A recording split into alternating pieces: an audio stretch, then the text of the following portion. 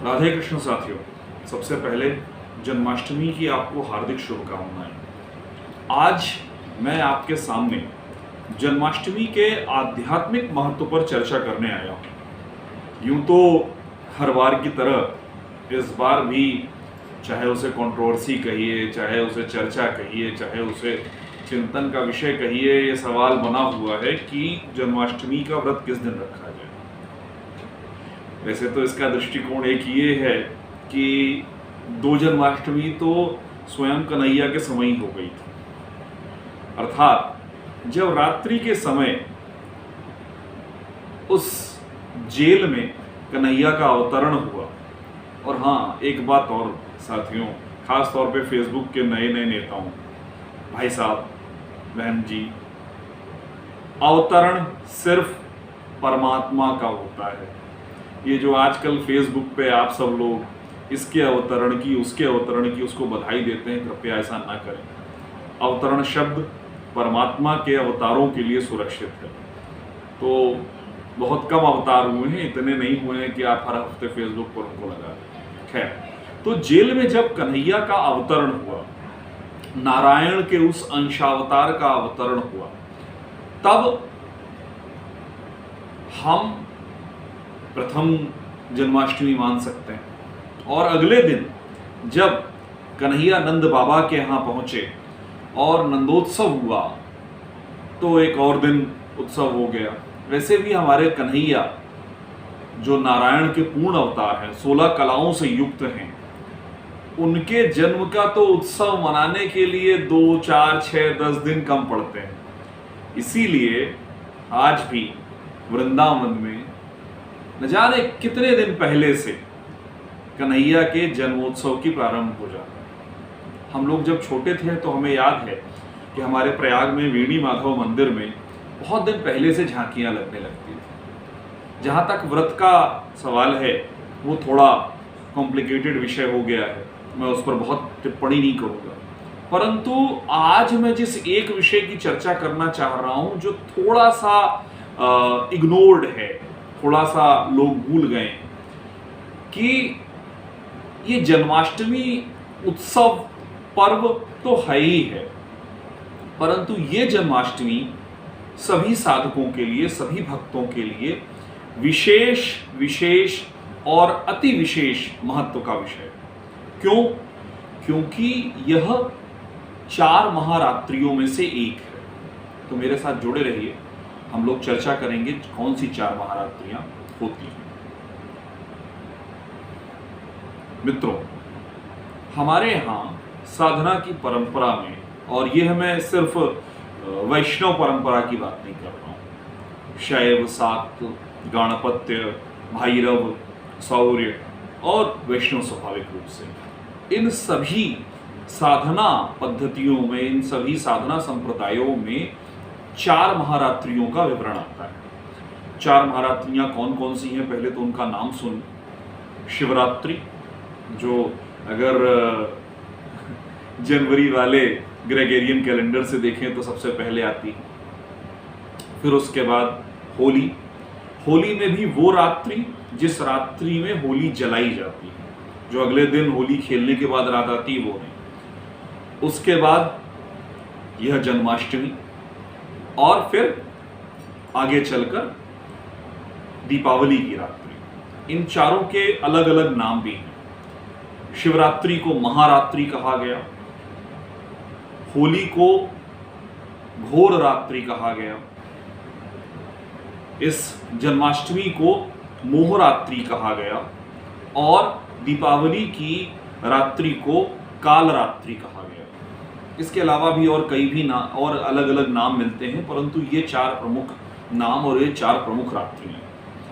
क्यों इन 4 प्रमुख रात्रियों की बात कर रहा हूं मैं? क्योंकि बहुत सारे लोग, ये एक काफी हद तक मेरी शिकायत है, या कहिए एक दुख भी है, एक चिंता भी है, कि होमोजेनाइजेशन करने का प्रयास हो रहा है वैष्णवों द्वारा।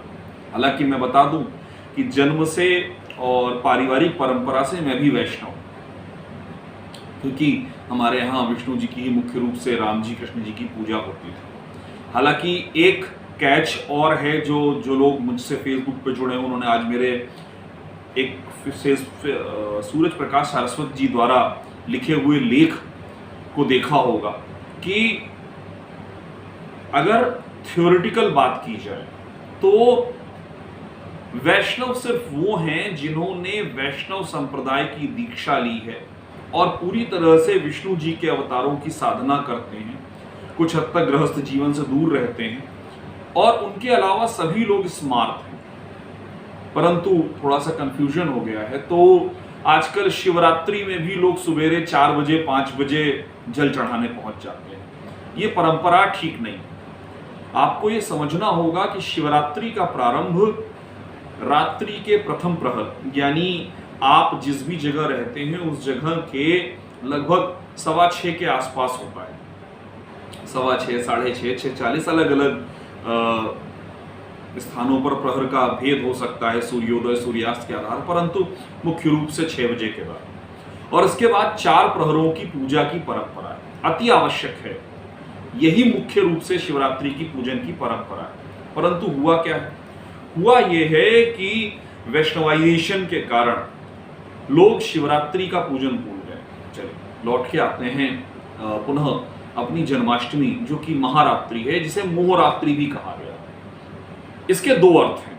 विशेष तौर पर मैं आध्यात्मिक संदर्भ में, साधना के संदर्भ में इस बात को कहना चाहता हूं, क्योंकि बाकी सारी कहानियां तो बहुत सारे लोगों ने कही है आपसे। ये वाला वो हिस्सा है जिसको मुख्य रूप से आपने नहीं सुना।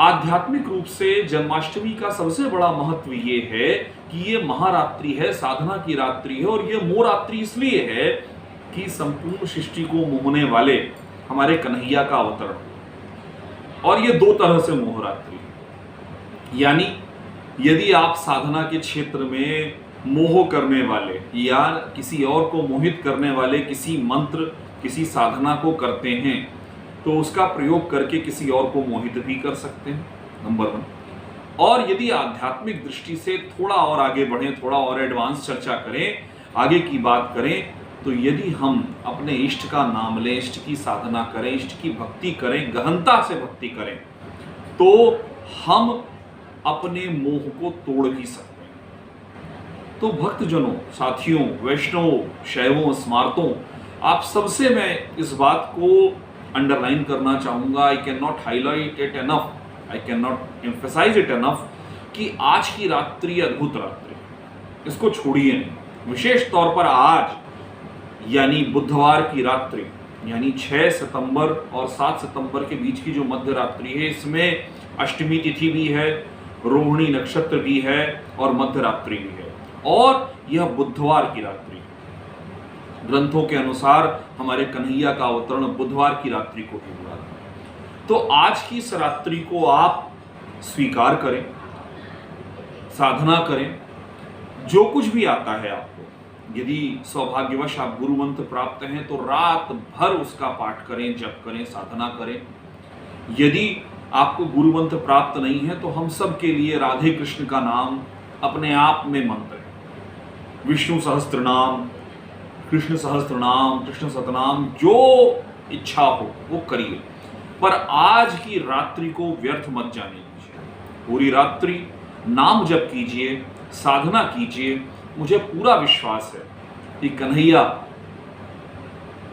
का आशीर्वाद आप तक जरूर पहुंचेगा। एक और बात मैं अंडरलाइन करना चाहता हूं अभी इस चर्चा के दौरान, अनायास हो सकता है आप में से अधिकतर लोग अब तक वीडियो बंद कर चुके होंगे, पर जो लोग हैं साथ में उनके लिए ये एक विशेष उपाय है।